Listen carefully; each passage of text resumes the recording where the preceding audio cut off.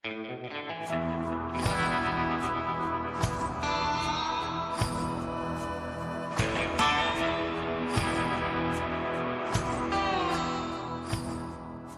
ini bernama yak, atau dalam bahasa Latinnya bernama Bos gruniens. Mereka adalah mamalia mirip lembu, yang memiliki bulu panjang dan berkaki pendek, yang mungkin didomestikasi di Tibet tetapi merambah dimanapun. Mereka hidup pada ketinggian 4.000 sampai dengan 6.000 meter, terutama di Tiongkok. Tetapi, ada juga di Asia Tengah, Mongolia, dan Nepal.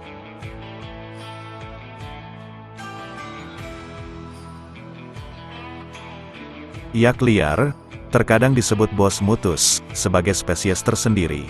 Itu juga, untuk membedakannya dari yak domestik yang ada. Di alam liar mereka bisa berukuran lebih besar, yang jantan memiliki tinggi bahu hingga 2 meter dan berat lebih dari 1.800 pon atau 800 kg. Dan di Tiongkok, mereka dikenal sebagai sapi berbulu.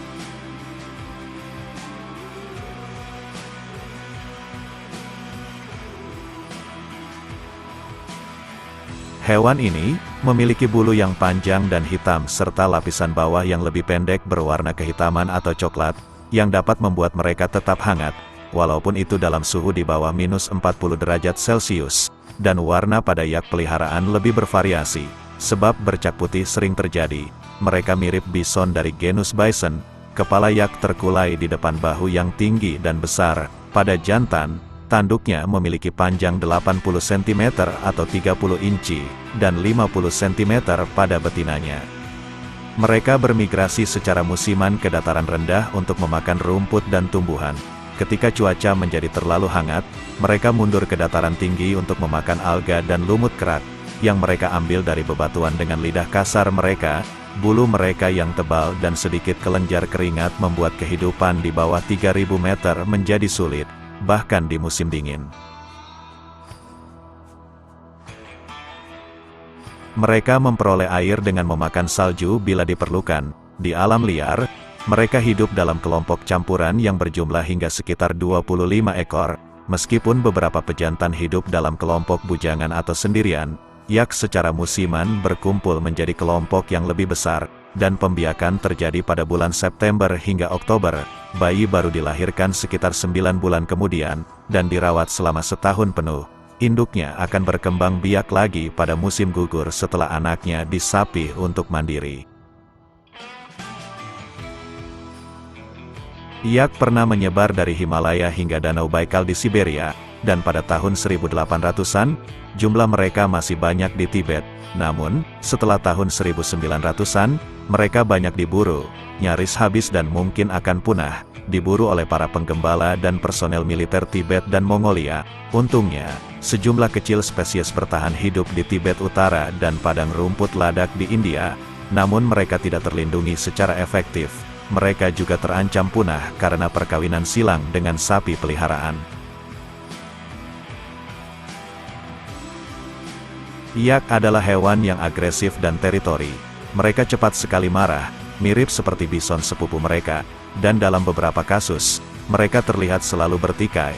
Pertarungan menyakitkan yang tak terhindarkan terlihat di mana-mana, saling menunjukkan kekuatan, mungkin untuk menjaga wilayah, dan di masa musim kawin, untuk mendapatkan betina dibutuhkan ksatria yang kuat, hingga banyak pertarungan yang berlangsung begitu sengit, hingga membuat lawannya terbanting dan terhempas, dan trofi akan didapatkan selepas semua berakhir dan lawan melarikan diri.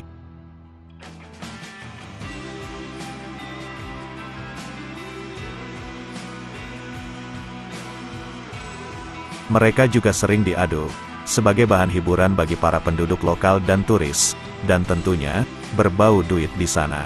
Sehingga, banyak dari yak ini yang luka dan bahkan mati.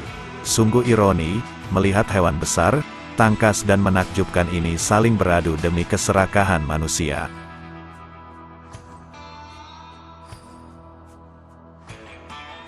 Dalam famili Bovidae, yak termasuk dalam genus yang sama dengan sapi serta banteng, gaur, dan cow prey di Asia Tenggara. Kekerabatan yang lebih jauh adalah bison Amerika dan Eropa. Bos dan bison menyimpang dari kerbau, genus Bubalus, dan sapi liar lainnya sekitar 3 juta tahun yang lalu. Meskipun mampu berkembang biak dengan ternak, ada pendapat bahwa yak harus dikembalikan ke genus aslinya, Pupagus.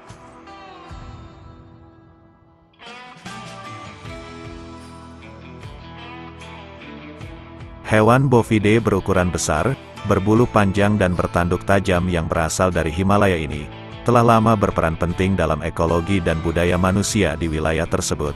Ketahanan yak dan pola makan rumput yang sederhana, telah menjadikan mereka hewan pengangkut, sahabat, dan sumber makanan serta kain yang populer selama berabad-abad. Kemungkinan besar, mereka adalah keturunan Auroch, spesies ternak besar yang telah punah. Yak mungkin terpisah dari Auroch antara 1 juta dan 5 juta tahun yang lalu. Mereka mungkin tidak akan punah untuk saat ini. Jumlah mereka cukup banyak sekarang karena populasi mereka meningkat, serta persilangan terus berlangsung, membuat yak mungkin akan terus bertahan. Mereka sangat bermanfaat, hingga dari seluruh bagian tubuh mereka hanya sedikit yang tidak dimanfaatkan. Selebihnya semua akan diolah, menjadi bahan makanan, pakaian, aksesoris dan bahkan, kepala beserta tanduk mereka banyak menjadi pajangan, di rumah-rumah orang berduit tebal.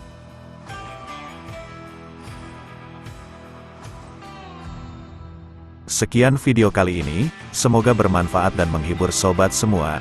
Jangan lupa untuk tetap berbuat baik dan selalu menjaga alam ini, agar bisa dinikmati kembali oleh penerus kita. Terima kasih. Salam, mengenal alam.